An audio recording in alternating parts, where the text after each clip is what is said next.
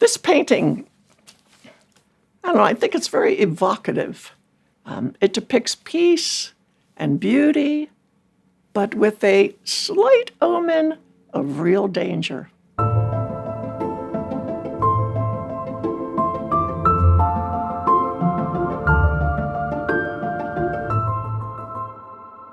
I first visited the Rocky Mountains in 1954. At that time, I was only 4 years old, but not so young that I couldn't ride horseback with my family for 2 weeks, all the way from Virginia Dale, Colorado, in the Rockies to take part in the Cheyenne Frontier Days Rodeo up in Wyoming. It was my first experience with really high mountains. And as I rode through some of the highest peaks in the range, it gave me such a strong sense of God's presence. And ever since then, when I was an adventurous little girl, I've always been enamored by the mountains.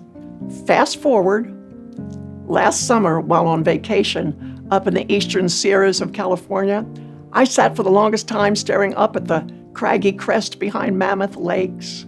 I was mesmerized. And so I dreamed up a poem. It went, "Oh, the high Sierras, white-capped spires of age, fragrant alpine meadows, paintbrush pine, all of it praises the one who made you and your redwood trees. Speak your mystery to me, high Sierras, just for me." Looking up at the glacier-scarred peaks, I felt almost dizzy with vertigo. I could gaze at high mountains and see the name of my Creator God written all over them. And maybe right there explains why I'm drawn to rugged peaks.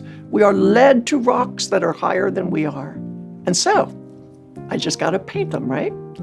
So here, I chose a distant mountainscape to provide the viewer a broad, expansive view of one of God's masterful achievements, the Rockies in wintertime.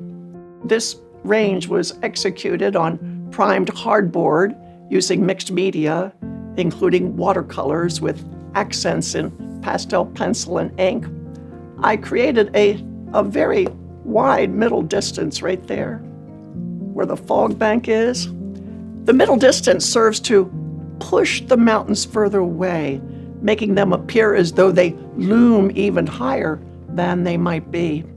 Only a few trees in the foreground have any definition.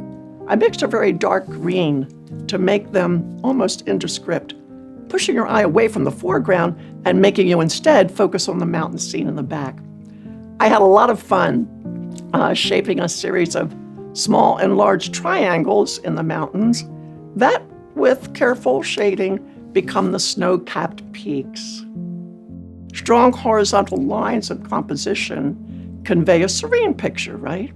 While the mountains represent strength and uplifted power, the late afternoon sun is touching the clouds and the peaks, telling us that nighttime is about to fall. And the viewer feels as though he has stumbled upon a most magnificent view, but he dare not linger long, watching the view, no, just a brief moment, before darkness quickly falls, the wind peaks up, and he becomes lost in the ice and snow. When you look through the Bible, there are hundreds of references to mountains. Moses got the law on Mount Sinai. Abraham sacrificed on Mount Moriah. Blessings flowed from Mount Gerizim. Jesus was transfigured on one mountain and crucified on another. And finally, he ascended on yet another mountain. Why does God make such a big deal about mountains? Well, I think it is to show that we are but a wisp.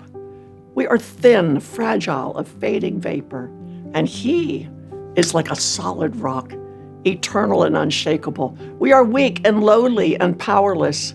God is strong, high, and lifted up. Everything that he is, we are not. So why does God confront us in Scripture with vista after vista of his might and splendor? Well, not so that we might feel crushed, but that we will recognize our total and desperate need of him.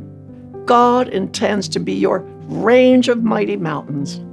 Find in him your refuge, and you'll never find yourself lost in the cold.